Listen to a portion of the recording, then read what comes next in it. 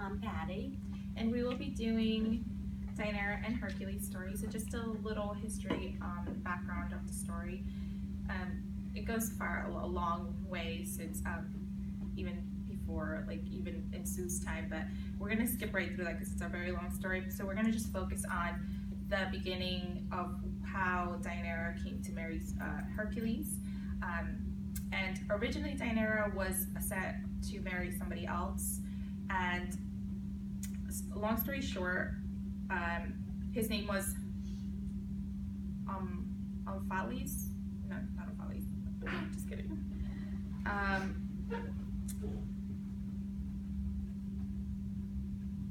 I don't know how to pronounce that. Achilles.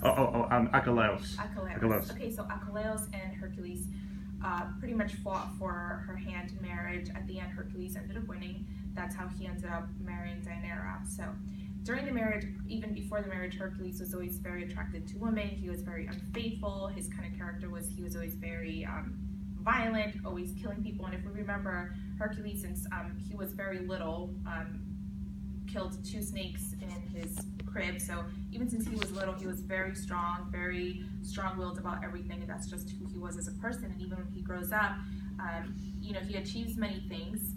But there's a very important part about their story, and that is that when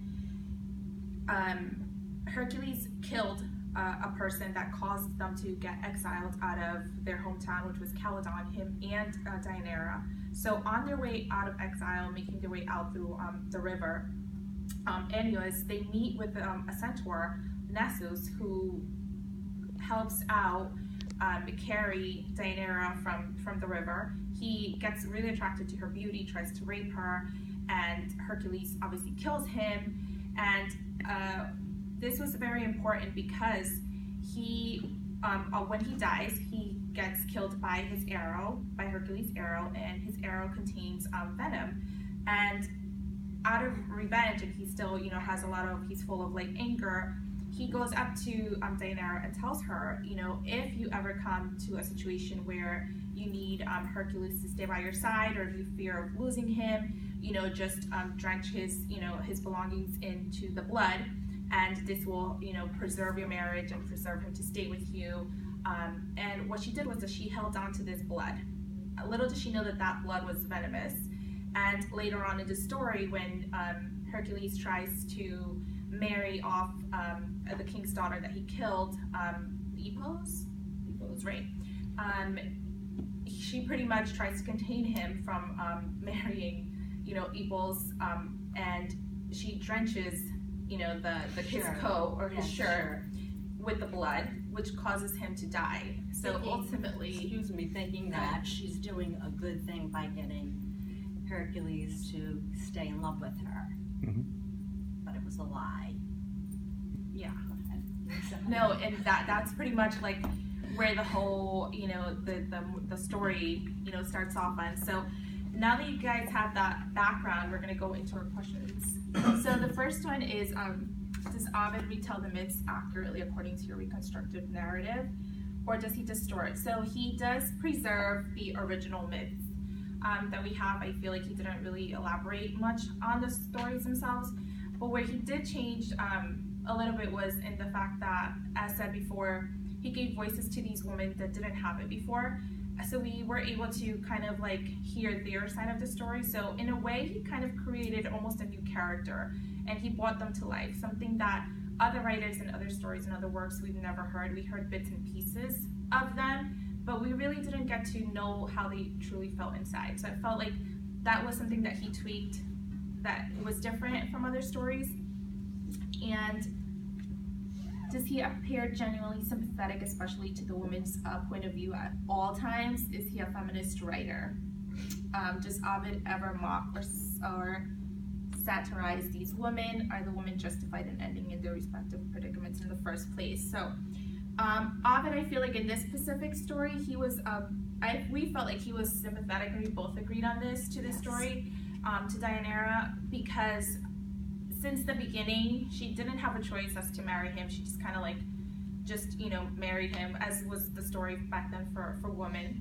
But she had a long story where she everything she had was pretty much Hercules, and that, to her, Hercules was like the only thing she had that was real, but at the same time she didn't have him. And by her losing him, or feeling that she was going to lose him, I feel like maybe questions the fact of whether it was really love that she felt for him, or she just really just wanted that, like, you know, that bond of marriage to not be broken.